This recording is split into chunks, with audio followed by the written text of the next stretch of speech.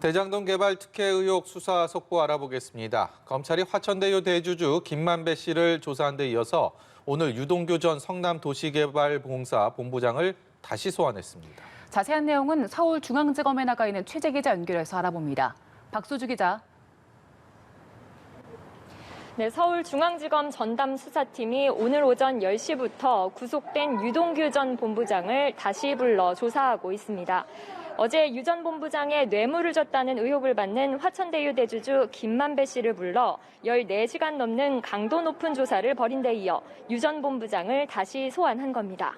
검찰은 어제 김 씨를 상대로 유 전 본부장과의 관계를 집중 추궁한 것으로 전해졌는데요.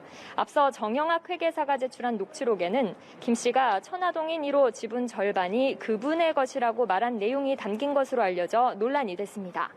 김 씨는 옛 사업자 간 갈등이 더 이상 번지지 못하게 하려는 차원에서 그렇게 말한 것이라며 유 전 본부장과의 연관성을 부인하며 녹취록이 편집된 것이라고 주장했는데요.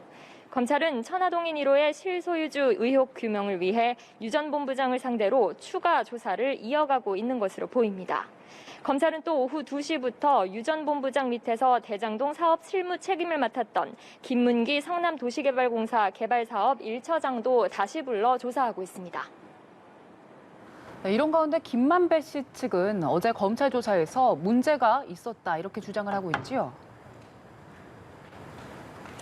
네, 취재 결과 김만배 씨 측은 어제 조사를 받으며 검찰에 절차상 이의를 제기한 것으로 파악됐습니다. 검찰이 조사와 관련한 여러 요구에 응하지 않아 절차적 정당성에 문제가 있고 방어권이 침해됐다는 취지의 주장인데요. 김 씨 측은 오늘 오후 서면으로 수사팀에 거듭 이의를 제기할 예정입니다. 이런 가운데 검찰은 이르면 오늘 김 씨에 대한 구속영장 청구를 검토하고 있는 것으로 알려졌습니다. 김 씨가 의혹 전반을 부인하고 있는 만큼 추가로 소환해 조사하지 않고 바로 영장을 청구하는 방안을 저울질하고 있는 것으로 보입니다. 지금까지 서울중앙지검에서 연합뉴스TV 박수주입니다.